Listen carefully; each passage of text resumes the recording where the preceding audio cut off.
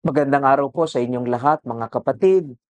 Ang ating pong pagninilayan ngayon ay ang isang pinakamahalagang biyaya ng Jubilee Year, at ito ay binibigyang diin ni Pope Francis sa kanyang Bull of Indiction na Spes non deludit. At ito yung biyaya ng indulgences. Um, Parang mahirap i-translate sa Tagalog sapagkat ang ang ibig pong sabihin ng indulgence sa English ay yung pagbibigay ng awa o ah, ng labis na pang-unawa at labis na pagbibigay ng pagpapatawad. Ito po yung ibig sabihin sa English, no? Sa Tagalog po, ang maaari nating i-translate yung indulgence ay pagpaparaya ng Diyos. Isa po ito sa malaking tanda ng Jubilee Year at regalo ng Jubilee Year. Ano po ito? Ito po, kung babasahin niyo po sa Catechism ng Catholic Church, doon po sa 1471 paragraph ng Catechism ng Catholic Church, makikita niyo binibigyan ng definition yung indulgence. At basahin ko po sa inyo.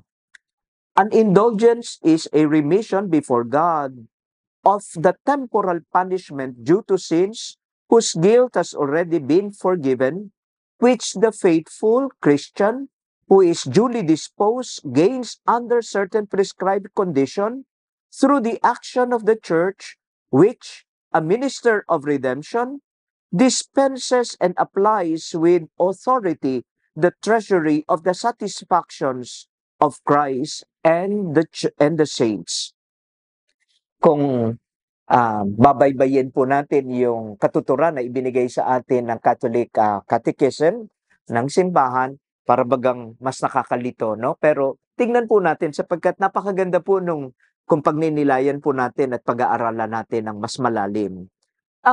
Makatotohanan po yung definition sapagkat unang-una, makikita natin sa definition na may binibigay sa ating katotohanan na dulot ng kasalanan.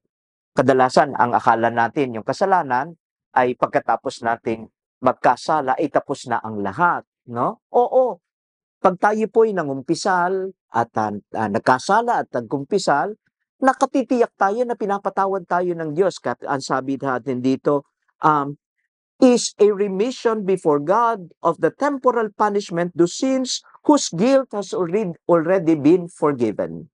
Ang ibig sabihin po dito, unang-una, pinapatawad tayo ng totoo.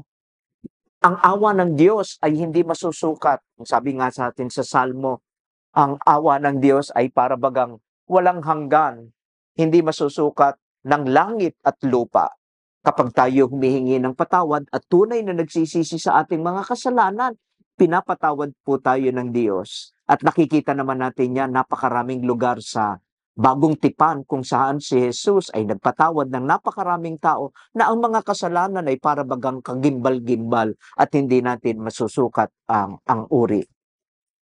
Pero bakit sinasabi dito na merong temporal punishment? Ano po ba yung temporal punishment ng kapag tayo'y nagkumpisal? Ang temporal punishment po ay yung epekto ng kasalanan sa atin. Oo, pagkatapos na tayo ay mangumpisal, pinapatawad tayo ng Diyos. Pero tingnan ninyo po, kahit na tayo pinatawad ng Diyos, meron pong epekto ang kasalanan sa atin. Hindi sapagkat ang Diyos hindi nagpatawad, kung hindi yung epekto ng ating desisyon na ang Diyos ay layuan sa pamamagitan ng kasalanan ng ginawa natin. Tingnan niyo po. Parang ang sinasabi ito, yung principle po sa English na, what you do, you become. Kung ano ang ginagawa mo, siyang nagiging.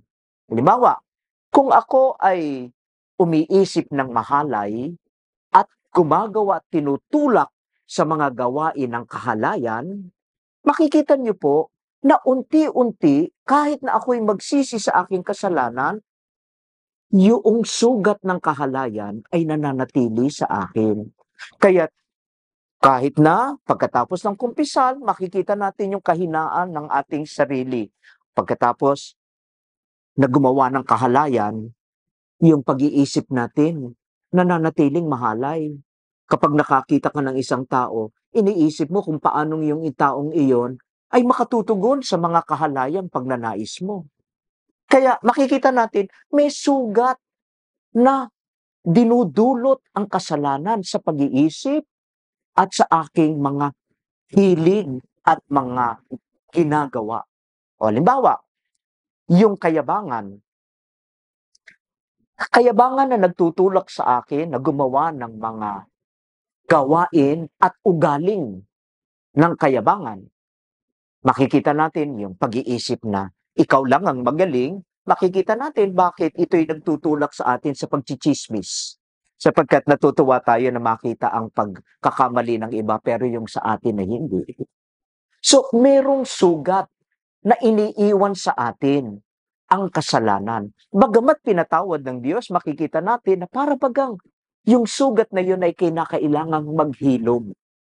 At ito yung indulgence. Dito pumapasok ang indulgence. Paano tayo tinutulungan ng mga indulhensya o ng pagpaparaya ng awa ng Diyos? Ano po ba yung mga indulgence? Ito po yung pagtutulong sa atin ng biyaya ng Diyos sa pamamagitan ng mga kabanalan, mga panalangin ng napakaraming tao, mga banal na sa atin ay tumutulong upang yung sugat ng kasalanan ay unti-unting mapawi sa atin. Ano yung sugat ng kasalanan? Yung pagiging makasarili.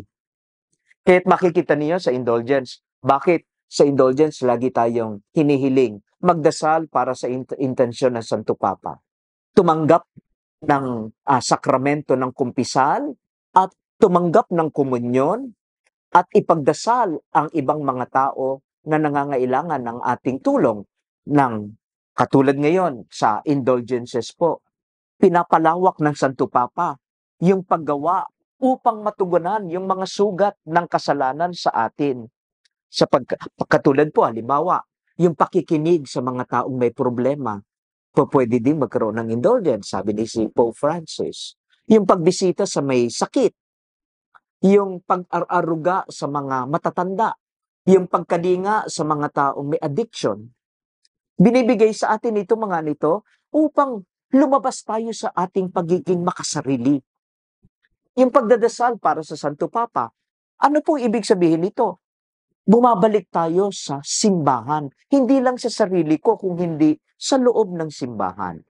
Huwag niyo pong kakalimutan na ang indulgences ay tumutugon upang hilumin ang sugat na dulot ng kasalanan. Ito po yung temporal punishment.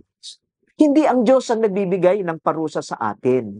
Ito po yung dulot ng sugat ng kasalanan na ninais kong gawin.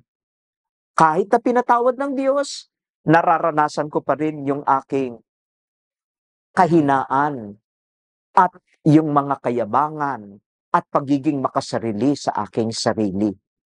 So, ang dinudulot po sa atin ng indulgences ay upang tulungan tayo na mapagaling sa temporal punishment dulot ng kasalanan. At ito ay pwede nating ding ialay para sa mga kaluluwa sa purgatorio. At makikita natin na ito ay para sa atin, sa sugat ng kasalanan natin, ngunit ang nakikinabang ay ang napakaraming tao na nangangailangan at kahit na mga yumao na. Ito po, isang katotohanan na pinatitingkad din dito ay yung pagkakaisa natin at ugnayan